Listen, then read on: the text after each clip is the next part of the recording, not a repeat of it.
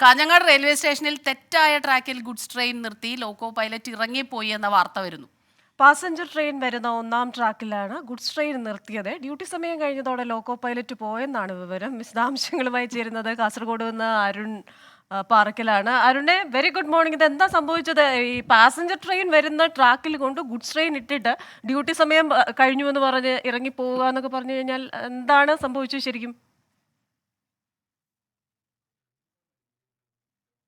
Smitha, Christina, good morning. ഏകദേശം 2 മണിക്കൂറിലധികമായി ഈ ഒന്നാമത്തെ പ്ലാറ്റ്ഫോമിൽ ഇങ്ങനെ ഈ ഗുഡ്സ് ട്രെയിൻ കിടക്കുകയാണ് എന്നാണ് പ്രദേശവാസികൾ ഉൾപ്പെടെ പറയുന്നത്.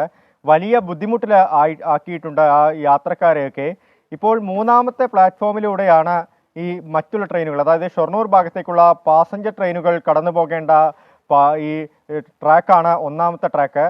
അതിൽ ഗുഡ്സ് ട്രെയിൻ നിർത്തിയത് മൂലം 3ാമത്തെ ട്രാക്കിലൂടെയാണ് ഇപ്പോൾ നിലവിൽ ഉള്ള ട്രെയിൻ ഗതാഗതം പുനഃസ്ഥാപിച്ചിരിക്കുന്നത്. എന്തായാലും വലിയ ബുദ്ധിമുട്ടിലായിരിക്കുന്നു. ലോക്കോ പൈലറ്റ് ഇറങ്ങിപ്പോയി എന്നാണ് പറയുന്നത്. അതായത് ഡ്യൂട്ടി സമയം കഴിഞ്ഞതുകൊണ്ട് ലോക്കോ പൈലറ്റ് ഇറങ്ങിപ്പോയി. ഇനി മംഗലാപുരത്ത് നിന്ന് മറ്റൊരു ലോക്കോ പൈലറ്റ് എത്തിയതിന് ശേഷമേ ഈ ഗുഡ്സ് ട്രെയിൻ അവിടെ നിന്ന് മാറ്റാൻ സാധിക്കൂ എന്നാണ് റെയിൽവേ ഉദ്യോഗസ്ഥർ ഉൾപ്പെടെ പറയുന്നത്. അവിടെ സംഭവിച്ചത്, ഈ ട്രെയിൻ വരേണ്ട ട്രാക്കിൽ ആ സമയം മറ്റൊരു ട്രെയിൻ ഉണ്ടായിരുന്നു.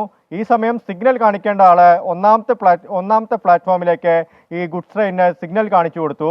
എന്നാൽ ഇവിടെ നിർത്തിയിടണോ എന്നറിയാതെ ലോക്കോ പൈലറ്റ് ആ ട്രെയിൻ അവിടെ തന്നെ നിർത്തിയിട്ട് ഡ്യൂട്ടി സമയം കഴിഞ്ഞെന്നറിയിച്ച് ഇറങ്ങിപ്പോയി.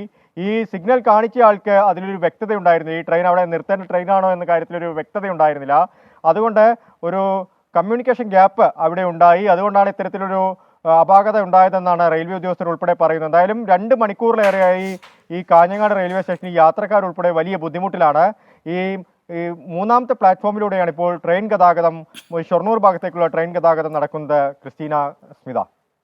ശരി, അരുൺ പാറക്കൽ. എന്നാലും സ്മിത, വല്ലാത്തൊരു ചതിയായി പോയി. നമുക്ക് ഈ ഓട്ടോയോ കാറോ സ്കൂട്ടറോ വല്ലതും ആണെങ്കിൽ അങ്ങോട്ടോ ഇങ്ങോട്ടോ മാറ്റിയെങ്കിലും ഇടാൻ. ഇത് ട്രെയിൻ എന്നൊക്കെ പറഞ്ഞു കഴിഞ്ഞാൽ കൃത്യമായി അറിയുന്നവർക്ക് മാത്രം ചെയ്യാൻ പറ്റുന്ന കാര്യം. നമുക്ക് ഈ പറഞ്ഞ പോലെ അതിലൊരു തമാശ തോന്നുമെങ്കിൽ പോലും ആ ആശയവിനിമയം സൃഷ്ടിക്കാവുന്ന വലിയൊരു അപകടമാണ് ഒഴിവായത്. എന്തായാലും അതായത് എന്താണ് ഇങ്ങനെ സംഭവിക്കുന്നത്? നമ്മൾ ട്രെയിനിലൊക്കെ ശരിക്കും പറഞ്ഞാൽ എത്രയോ മണിക്കൂറുകൾ നിർത്തിയിടാറുണ്ടല്ലേ. അപ്പോൾ അപ്പോഴൊന്നും ഇതുപോലെ ഒന്നും കേട്ടിട്ടില്ല. എത്ര സമയം വേണമെങ്കിലും അവരവിടെ നിൽക്കുന്നു, അതിന് മറ്റ് അറേഞ്ച്മെന്റ്സ് ചെയ്യുന്നു. പക്ഷെ ഇതൊക്കെ എന്താണ് സംഭവിച്ചുകൊണ്ടിരിക്കുന്നത് നമുക്ക് അത്ഭുതം തോന്നുന്നു.